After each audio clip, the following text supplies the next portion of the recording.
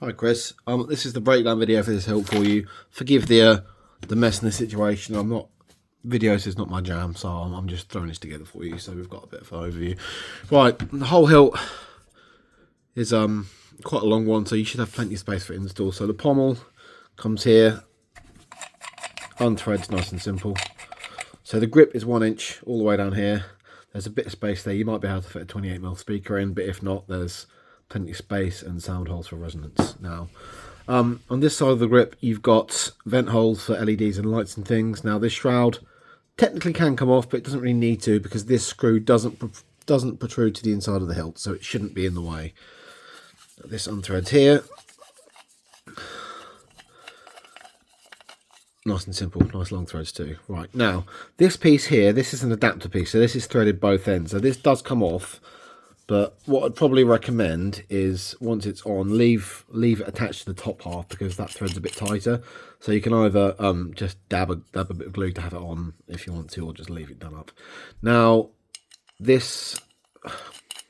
inside of this is a little bit more open than that, so you don't have the holes getting larger inside. So you should be able to fit the chassis to the inside brass bit and this quite nicely. So I'll just take that off for now. Or I could throw it. Right, the switch box is just these two here. So these are a flathead, and they're quite long, so they go through the shroud and into the main body of the hilt. Now the switches, they're already pressed in. They may not come out, but you probably don't need to take them out. So the legs are all there ready. There's a nice big slot on the back here, so a bit of masking tape or insulation tape might be good just to stop them from touching. So right, switch box is off. Now I'll explain all this. Now these are the 4 security screws that hold it in, just because they look a bit better than normal screws. I didn't want to have sort of socket heads all over it. So these will come off. Like this. Again, I don't need to be done super tight. That's why there's 4 of them, to make it a little bit easier.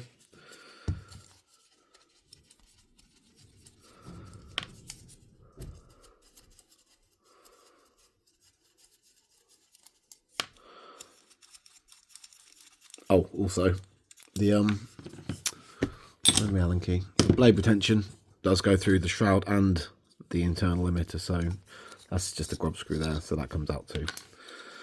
So yeah, blade plug comes out, nice and simple, and then the shroud just comes off the inner body. So right, yeah, this is the inner body. So there is a crystal chamber here. Now at the bottom of the crystal chamber, there's a slot you could be able to fit a 10mm, and on the top there's a 5mm hole as well, so there's plenty of space for wiring. Now what I normally do, I put an internal slot around the side of the chamber for wire pass through, but because this is thinner, this is 22mm all the way through, so it's a lot thinner than 1 inch. What I've done this slot around the back, which is covered up with the shroud and also passes through to the switch section. So there's a gap here you can see that leaves pass through to go up to where the PCB would sit, and then this whole slot around the back to the bottom, as you can see the light coming through to where the chassis will go. Now to get the chamber out, it's just this grub screw here, so that just lifts out, and this is a smaller grub screw than the last one, so it doesn't stick out too far. I'm getting things stuck now. So, and that lines up, the grub screw lines up with that slot there, so when you put it back in. So yeah, this chamber shouldn't need to come apart more than this. This is 3 sort of sleeves that go together, so that's all grubbed in. But again, you've got space on the bottom and the top for accent LEDs for neopixels or crystal lighting, and there is a shine through on both ends for the crystal. So if you want to double light the crystal, you can. So that should be pretty simple. So that's the breakdown for the hilt. It's not hugely complicated, but I just like to go over it to installers to make sure there's nothing else they need. So if you need any more bits taken off or wires putting out, the only other thing I would ask is, do you want anywhere for a PCB retention? So inside the emitter, there is it's not hollow all the way through. There's a sort of a lip on here. There's a lip inside where this thinner neck is. So there's plenty of blade depth and space for the PCB emitter, so that can sit up against there. If you want a grub screw in there, tell me and I'll put one in so that you don't have to glue or drill one yourself. I think that might be the only thing. That, anything else, let me know, or let me know what you think, and I'll try and get stuff sorted for you.